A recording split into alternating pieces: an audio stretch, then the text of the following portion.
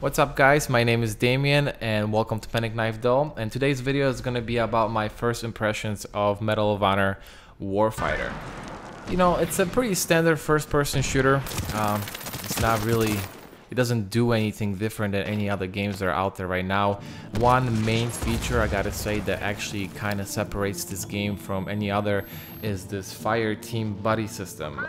Basically, you and one other person are on the same squad, so you could spawn on each other. You can also resupply ammo and heal each other.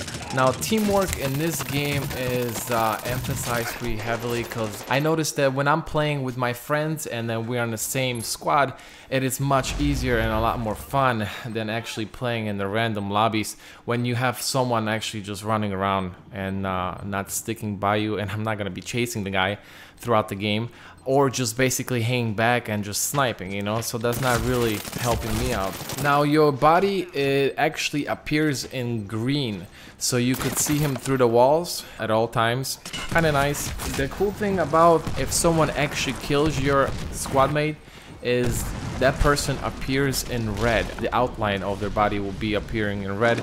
You can actually see him through the walls for a decent amount of time. I gotta say, I don't know, 5 to 10 seconds, not really long, but if you ended up killing them within that time, your body could actually spawn on you instantly instead of waiting for, you know, for a certain amount of time to respawn again. There is no reviving in this game. Like I said, you can only kill the other person, and that's how they spawn. Now, this game's got 6 different classes to choose from. One of them is Sniper, and that one comes with a recon stand, basically a bipod. Proximity Mine, the second one is Assault, which comes with a grenade launcher and a frag. Demolition, which is heavy armor. It kind of makes you move slow when you put the armor on, and also it's got C4. We also have Heavy Gunner, which comes with the bipod, and then mini frags, which is throw 3 frags at a time. Point Man comes with the flashbang and high power ammo. And then the last one is Spec Ops. Spec Ops comes with the heat vision and frags. Now, the heat vision is actually it's kind of like a wall hack. You could see people. It's not really clear, and it only lasts for like two seconds, literally. And then you get to spot people outlines, basically in purple, blue. It's useful, but you know, it's nicely balanced. I feel like the classes in Medal of Honor Warfighter are balanced pretty nice. There's no complaints about that. Now, for the game types, we have Home Run, which is 10-minute rounds. There is no respawns. And the way you win these games is whoever brings the flag to their home base more times. Then we have Standard Team Deathmatch. Sector Control, which is basically like domination. Capture more sectors within the time limit. Combat Mission, attack and destroy all objectives. And then the last one is Hotspot, which is attack or defend series of locations. One of the nice features that is returning from Medal of Honor 2010 is Slide to Cover. Obviously, in 2010 edition, it was only in campaign. It never made it into multiplayer. Now, with Warfighter, you actually get to use it in a campaign. It's pretty nice, pretty useful. You can also lean and peek, which is not really new to PC gaming. I'm actually kind of surprised you could do that as well on consoles. Now, gun customization in this game is fantastic in my opinion. Optics, barrels, muzzles, stocks, magazines, and paint jobs. Now, there's so many paint jobs to choose from. They have, I gotta say, at least 30 to 40 different camos that you can put on those guns, and they all look fantastic. Now, guns in this game personally feel weak to me. I noticed that I have to put in a decent amount of bullets into a person to make him drop. And especially if you are trying to shoot someone long range, I mean, forget about it. You might as well start using a sniper rifle, because assault rifles in this game feel kind of underpowered. And especially with the healing system, and if the people are sticking with their fire team buddy, if you know, shoot them a couple times from far away, they just heal right up, and it's just a waste of time. Hip fire in this game is just awful. I don't know what it is, but I can't kill anybody when I'm hip firing. It's not a bad looking game.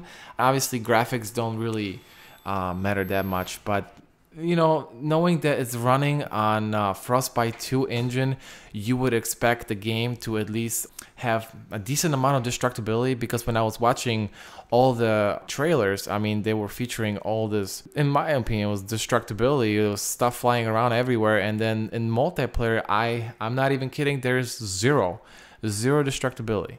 You can't blow up anything. Everything seems to be fixed and predetermined. There's nothing you could destroy. So that's kind of disappointing, knowing that it's running on such fantastic engine. Now the game feels reminiscent of Battlefield Bad Company 2, just a little bit clunkier. The gunplay is not as refined as it is in Battlefield 3. There's definitely room for improvement. Maps are pretty decent. They're not awful. They're not the greatest. Some of the maps feel kind of claustrophobic. There's a lot of little areas where people love to camp, but you know, they'll do. Now the grenades or any kind of explosives in this game are crazy powerful.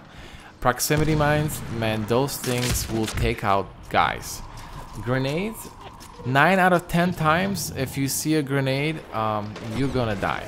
There's no way of running away. I tried many times and it just got me every single time. Now, some of the frustrating problems that I've noticed playing this game, which probably most people will agree with me, is it's a pretty bad interface. I mean, the main menu, the way it's designed, it feels like it was designed for a console and then basically ported and, you know, for the PC. It doesn't really matter if it works, but it doesn't. I mean, I had a lot of issues finding like the options to invite someone to my party and then basically, you know, stay together in a game. We ended up finding it, but you know, it's just the way it's laid out. It's just problematic. Now, when I purchased this game, as soon as I installed it, it kept freezing on me. It took me a decent amount of time to figure out how to play this game.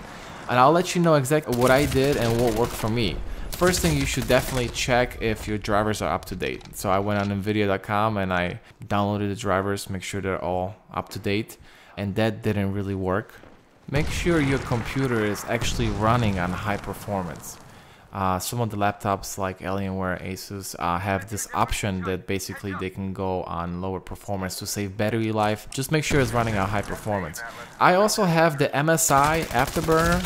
Other games like Ghost Recon Future Soldier actually required me to raise the voltage level just so it doesn't crash. So I figured I might as well try that, and that didn't work. As soon as you open the game, you're gonna get a little box is going to ask you, would you want to open the game or would you want to go and play through battlelog.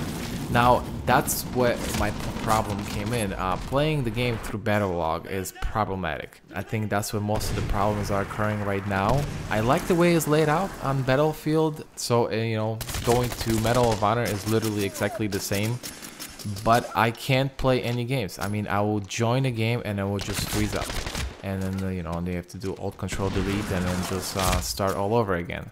Try starting the game through the actual game itself instead of going, you know, through a battlelog. Now, overall, playing with friends is definitely much better. You're gonna enjoy the game much more than doing it by yourself. Would I recommend buying it at this moment? It's really hard to say. You know, if you are Battlefield 3 Premium member, right now, you could get this game for 50% off. And it's a limited time only, so if you're kind of on the fence if you should buy it or not, I think it's worth $30. I mean, it's a good game. $30, that's not a lot of money. Now, otherwise, I would say just rent it. Rent the game, play it for a little bit, see if you like it. You can probably tell within a couple minutes if you're gonna like it or not. I personally will be playing this game. You know, you gotta stick with it. I have some friends that already returned it. I mean, come on, the game's been out for 2 days. Let's just wait at least a couple of the patches to come out and then see what's gonna happen before you actually, you know, make a decision to get rid of the game. But I'm gonna be playing it. There's a lot of stuff I still need to unlock. You know, I'm learning the game just like you guys are. It's a little frustrating, so if you decide to get this game, when you go into it, have patience, but overall, it's a good game.